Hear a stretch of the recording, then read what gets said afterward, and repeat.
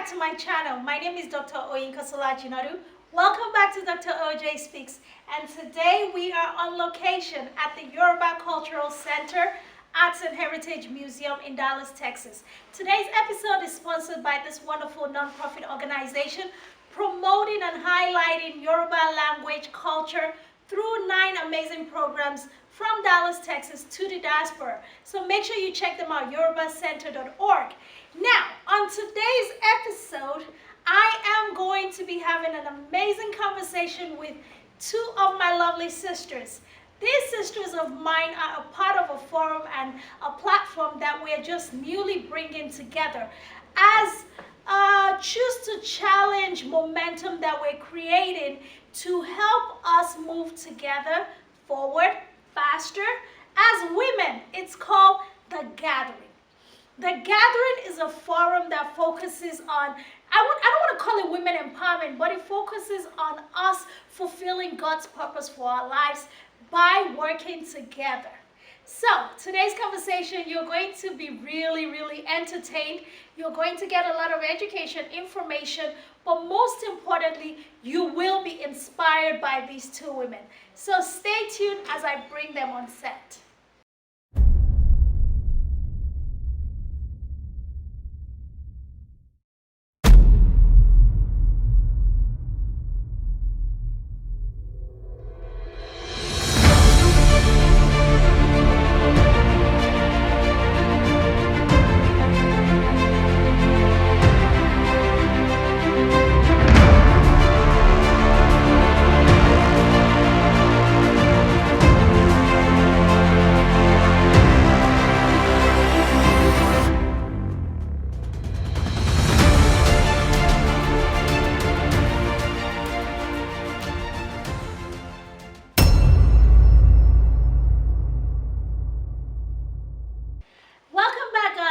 So excited today. Like I told you guys, it's International Women's Month, and we are rounding up the month in a very big way because today we are shooting on location.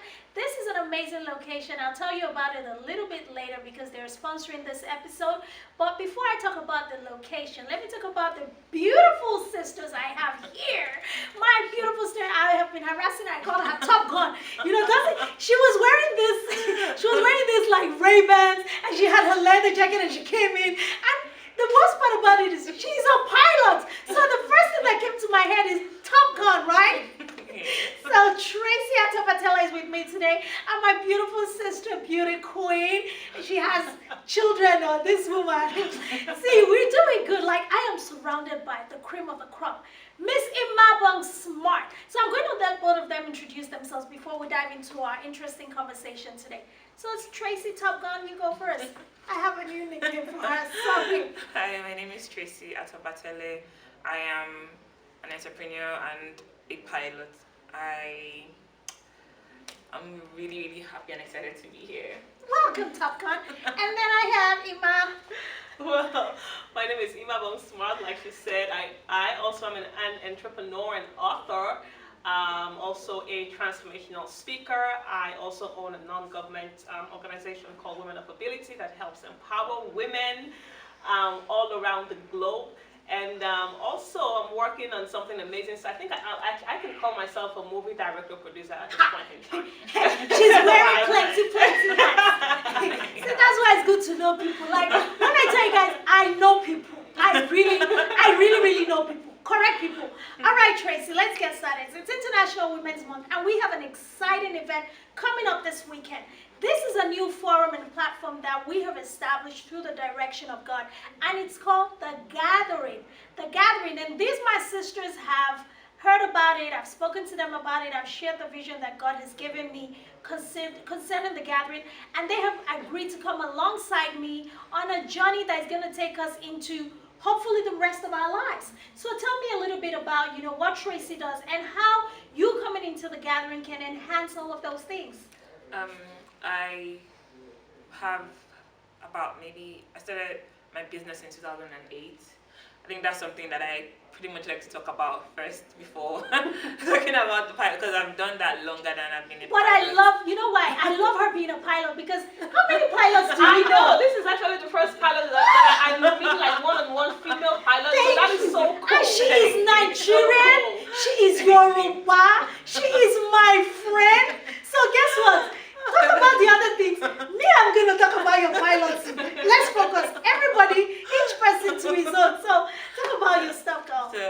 that's like the one thing I've been doing for like a long while, since 2008.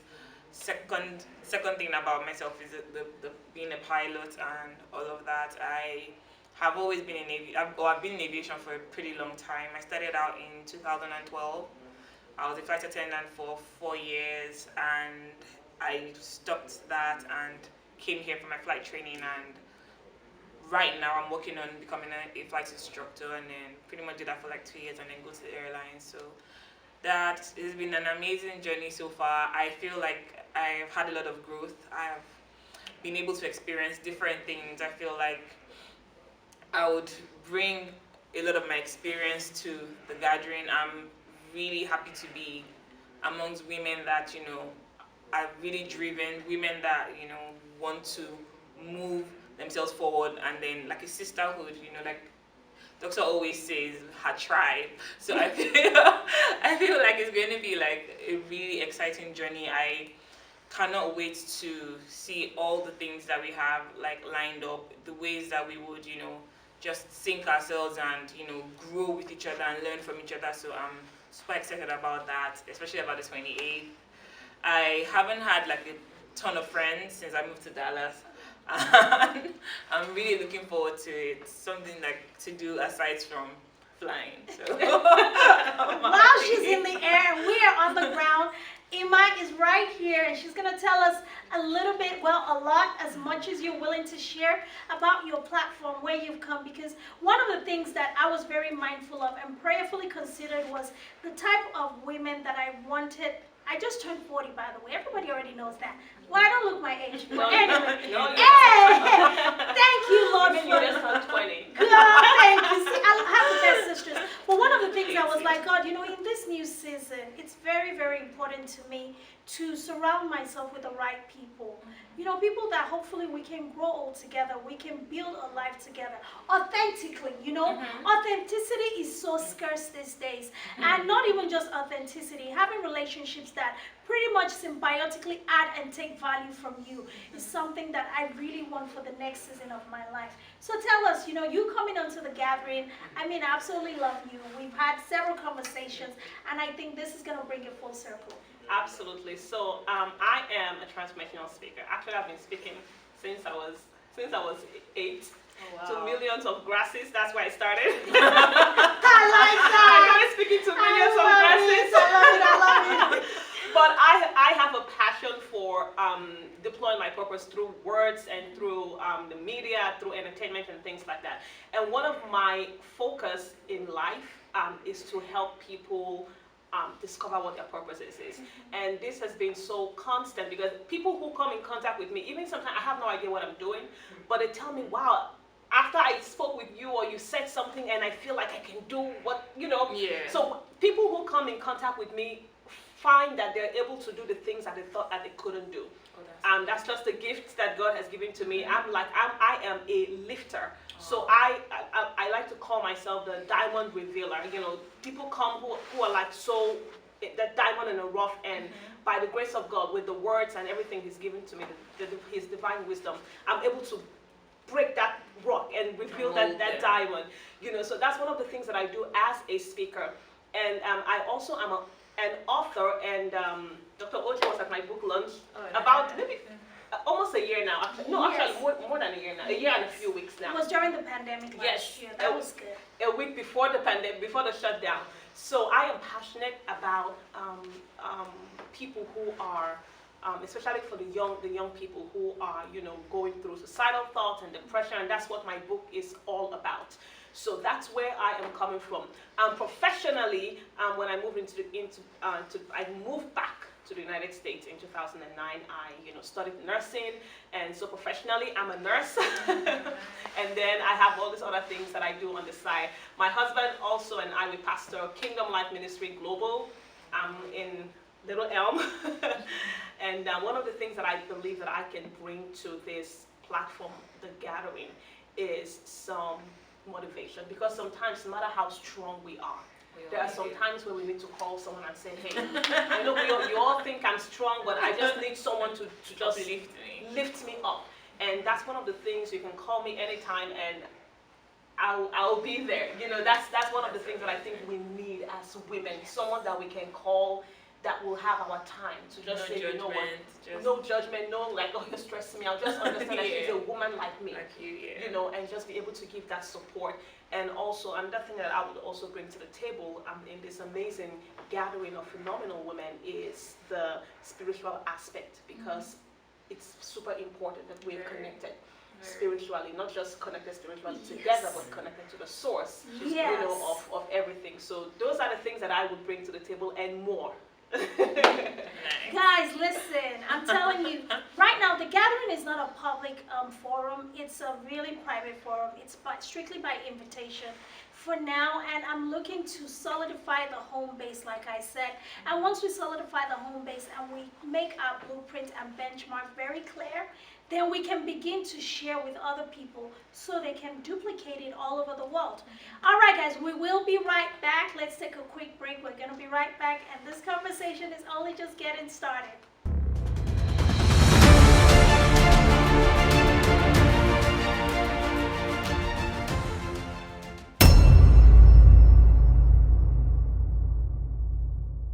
Welcome back. Thank you guys for sticking with us. I'm still here with my sisters. Right now, we're going to just pivot the conversation a little bit deeper. And I'm going to be kind of asking my sisters some of the experiences that they've had as women that has brought them to today. I'm going to get started with that because I believe that God laid it on my heart to put the gathering together, because in the short time that I've lived, I've had a lot of experiences. And oftentimes when I have some one-on-one conversations, people are like, why don't you share this more, this and that, why don't you do this more? And I'm like, okay. And when God put it on my heart 2.5 years ago to get this group started, the gathering, which was the name he gave me, I was going to change the name, but then my brand manager was like, Dr. O, what was that name that you first said? I said the gathering, but it's kind of, he said, but isn't that what God told you it is? I said, yes. He said, why do you think it's the gathering? I said, because what he was explaining to me then is he's gathering the remnant. He's pulling together a group of his children that he can empower by himself and show the world that he is still able to not only empower and raise people up, but he's able to bless immensely and make your life into significance without having to do it the way the world expects you to. And she was like, so why are you changing the name? I said, okay, I guess we're gonna keep the gathering. So Tracy, tell us something that honestly, just what you, as much as you're willing to share, something that our audience can connect to as a female living in this time, and how you have come to get to the place that you're in, really accomplished, but it hasn't been all that beautiful, has it?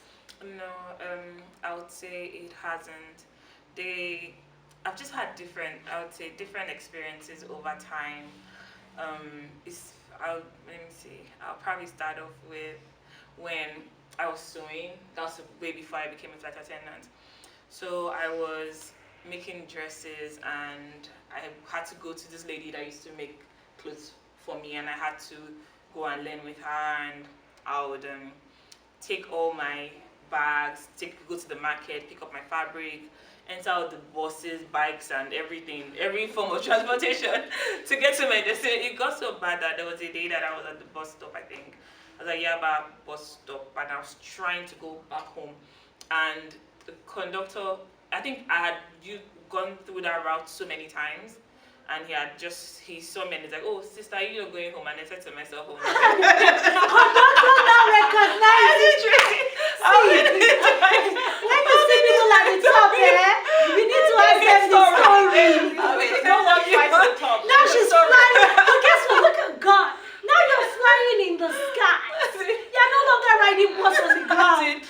But the funny thing is, for me, to me, I can go to Lagos tomorrow and still ride those buses.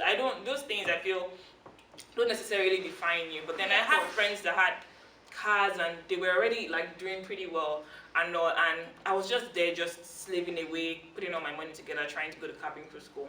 And in my head, I knew, okay, Tracy, I know that one day you're going to become a pilot. I know you're going to do this, you're going to do that. But at that moment when I was doing the sewing, especially when you would make stuff, and then because I'm so big on customer satisfaction, maybe I'll make something and the person is like, well, I don't like it, and you have to change it, and I have to go and spend my money to just try and make it right. You know, those times you'll be like, but the money that I'm even saving, when will this money get to the point where I'll even be able to go to this flight school? You know, it gets discouraging sometimes. And a lot of times I used to listen to a lot of like, I think that's one of the times I listened to a lot of motivational like speakers. I used to listen to a lot of them that period because I just needed to keep my eye on the prize and just keep on being focused. So I guess that's like one of my really, really funny experiences that I just felt to myself like, you know, when I think back now as like to where I have gotten to now, I could, to be honest, as much as I was very positive and all of that, and I didn't let it show. Even my dad's he was a pastor and like super spirit filled and all of that. He himself didn't even think I was going to go to this flight school. His face was Funny, sometimes when we have a dream, sometimes even those close to us, you, they just like, can't I love believe it. you, and they're like, he's like. But one thing I would say is even the amount of work and effort I put in.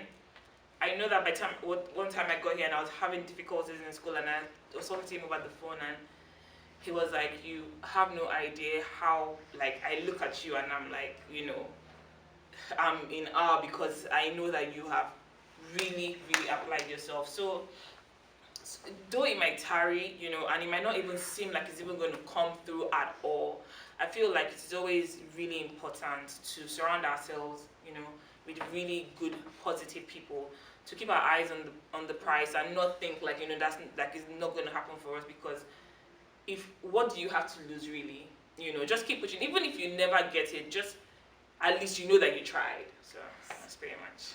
Wow, guys, listen. From riding bus, conductor, knowing you. Like, you don't understand how weird it is that conductor will know you in Lagos. We're talking about Lagos, so how many millions of people in Lagos and conductor will recognize you? I had my Keke Mara guy. I had all my You had the travel association. You had the reputation. But you know what, sis? We're laughing about it today, and I am so glad that I listened to God, because this is the vision. This is what He showed me. And He said there's going to be people coming from everywhere. And I was telling you the other day, we were having a conversation, I said, I just feel like a nomad, like a real life nomad. Yeah. Like the way God has structured my life has been weird, because primary school, I went to primary school, and then all of a sudden, He took me out of primary school, and I went to secondary school in Jos. I went to a military school. So I was uprooted. I was in secondary school in command. Oh, command, you were in command. We were in the real military school. Oh, really? You people were the civilian. You were the civilian military. I was like, don't be talking like that. Gamus girls, we were the original. Military. Yeah. No, and then I moved from that circle, my private school. I didn't get to go to secondary school. Most of them went on to Corona, all the private schools in Lagos. I was in Jos, in a military school, which was a prestigious school, but then I had to get to know a new set of people.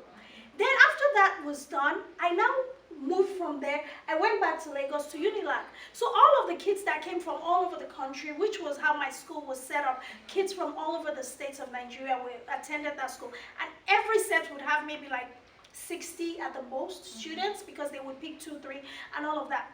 I went back to Lagos. I was going to come to the US, and my mom was like, my only daughter, one child, I would go and throw her away in America. Okay, stay. So I stayed in Nigeria for my university. Had to meet a whole set of people.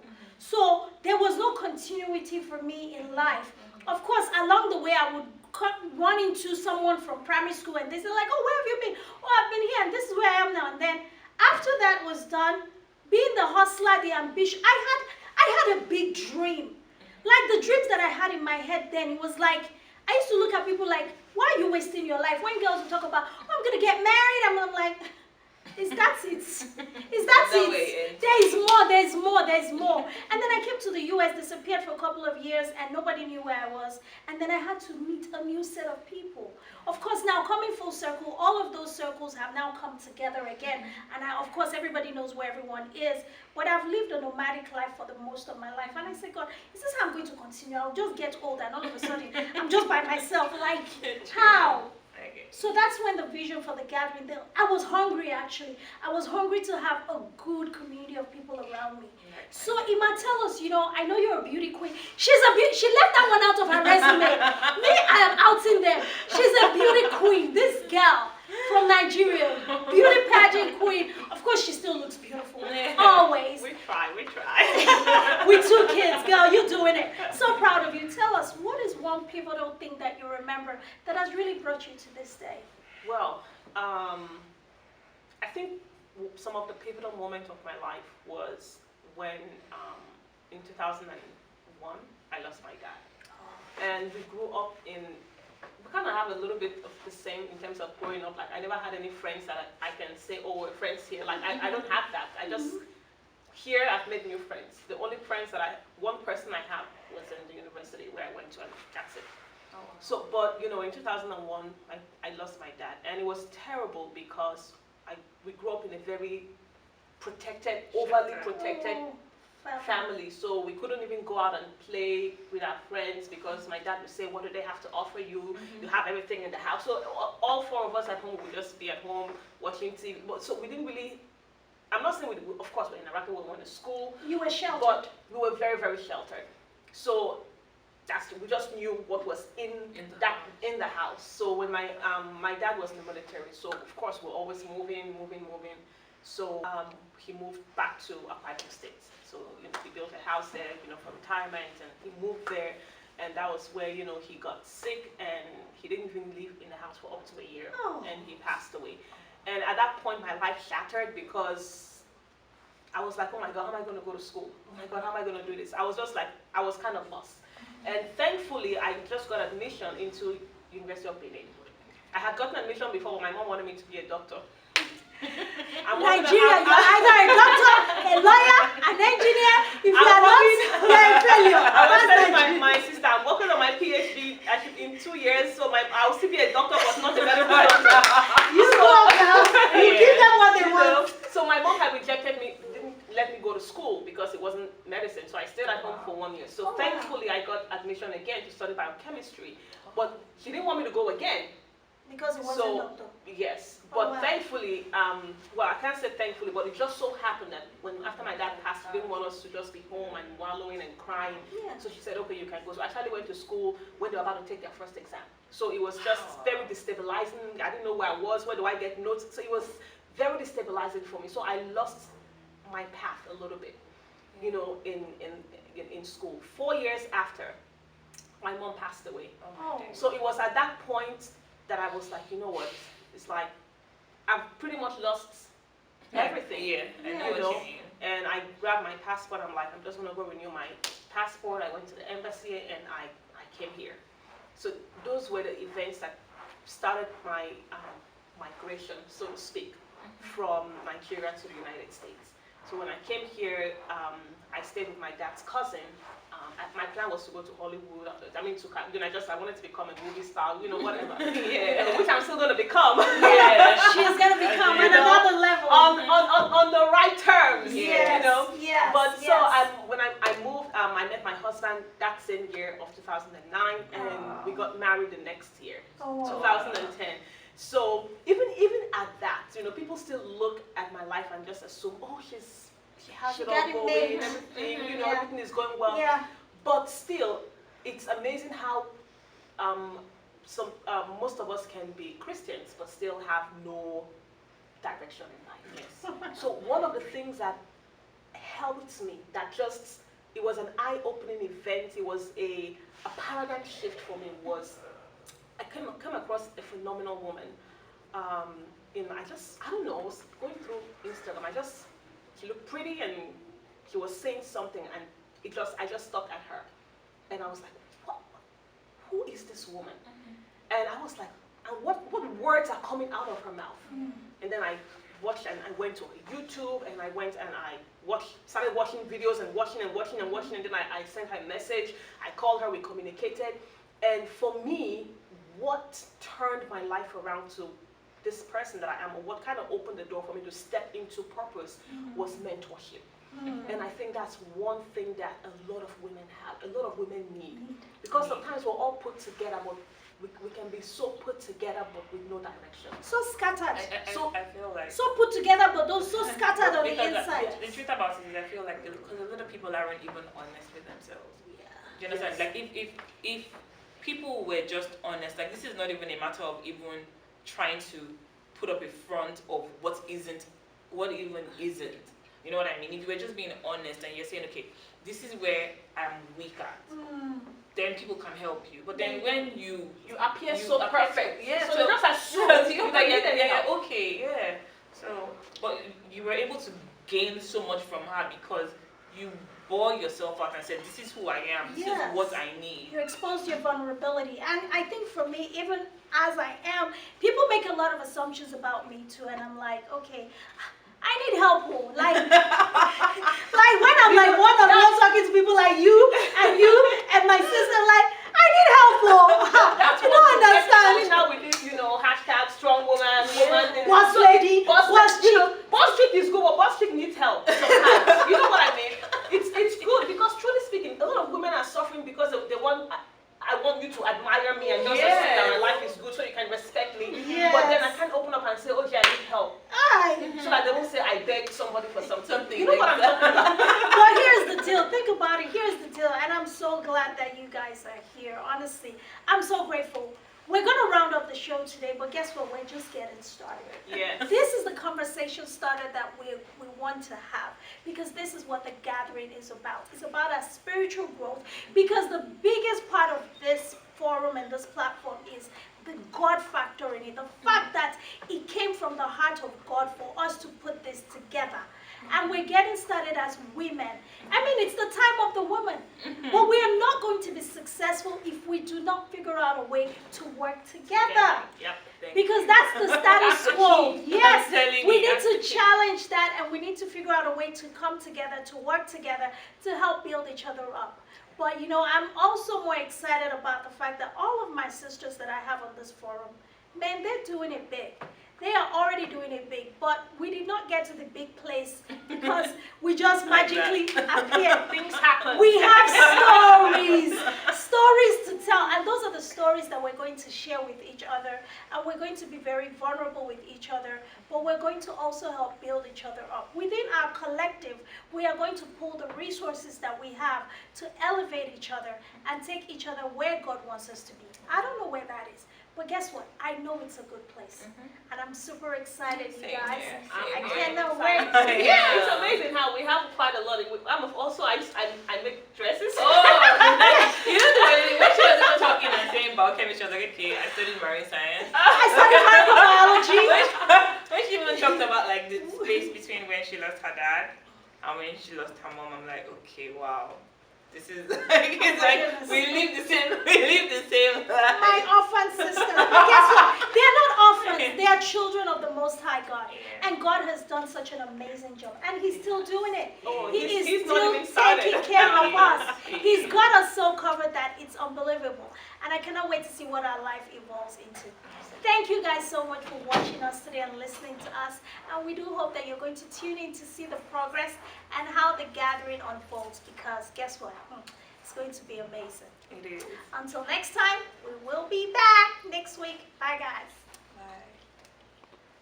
Thank you so much for tuning in today. Today's episode was definitely one for the record books. I cannot wait for you guys to see, to hear, and to experience some of the amazing work that the gathering is going to be producing. These women are a testament of the quality of people that we have on this forum, and I cannot wait to introduce some more of them to you as we go along. All right, guys, it's been an amazing time, but I have to say bye for now. Until next week, join me once again for another episode of Dr. OJ Speaks. Thank you so much. Don't forget to subscribe and turn your notification on. Until next week, bye.